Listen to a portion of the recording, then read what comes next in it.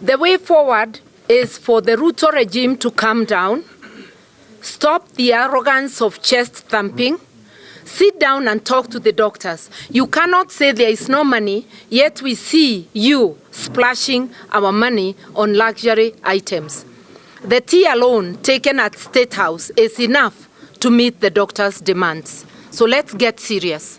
We call out the Ruto regime for the callousness in handling or mishandling the doctors' strike, thereby causing untold suffering and loss of lives of citizens. At the heart of the strike is the plight of intern doctors who are being left to stay unposted and unemployed for over a year and in some extreme cases for 7 years. This is happening when our health facilities are seriously understaffed.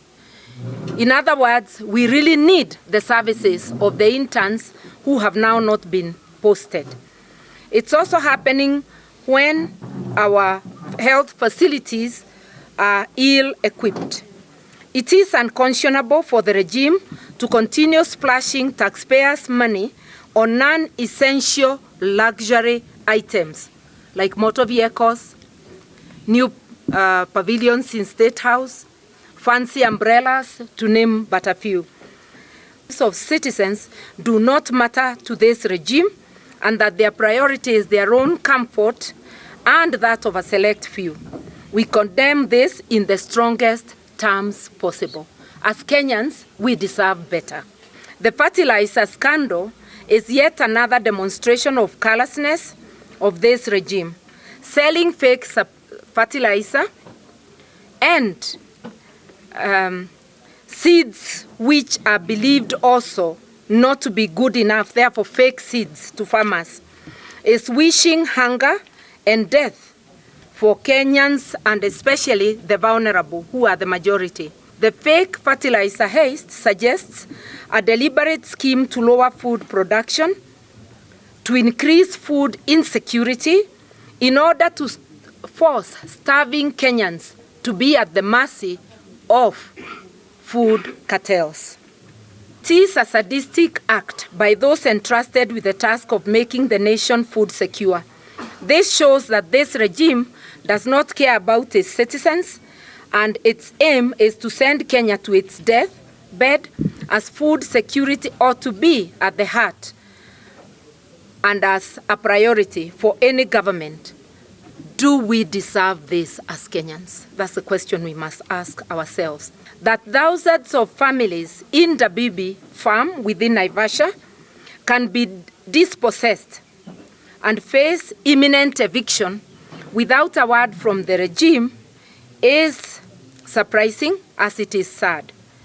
We are staring at the making of a humanitarian crisis of great proportions. Alas, for Dabibi, it is Ruto himself who is said to be the buyer in quotes, of the 5,000 acres from a Mr. Kipkulei. The curious questions that beg for answers are: when did Ruto acquire this land? How much did he pay? What was his source of money? Because hatujui kama ako na shamba ya pesa.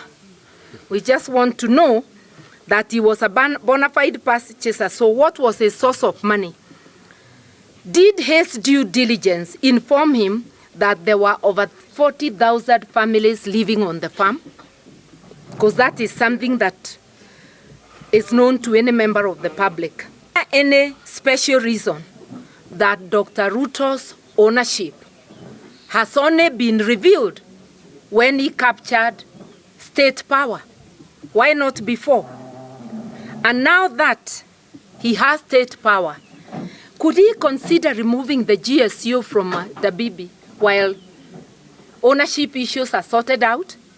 Otherwise, it appears that there is high-handedness when the man sitting at the helm of the state is unleashing GSU on hapless citizens who are also waiving title deeds. He tells us he has title, but so do the people living in Dabibi. How will it be arbitrated when he is using state power to drive these people away and to make them fear. The Dabibi issue, we are hot on the heels because these are Kenyans, these are Nakuru people that are being displaced. So we really welcome Her Excellency to take over the matter so that we arbitrate on that issue. About the cost of living, people are on their knees. That is the truth. And as Nakuru people, we are very, very unhappy.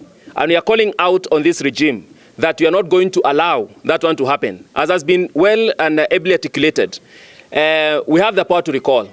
We even don't think that the 5 years will come to an end. We really want to recall this government because it has oppressed the common mananchi. We are on the way in readiness for 2027 because in Kenya, we are not ready to play a second fiddle. We are playing the first 11, and we are going to present, as we have declared here in Naivasha, that we are going to have candidates at all levels, from president, governor, senators, women rep, MPs, and also MCAs. So be ready for us, other counties.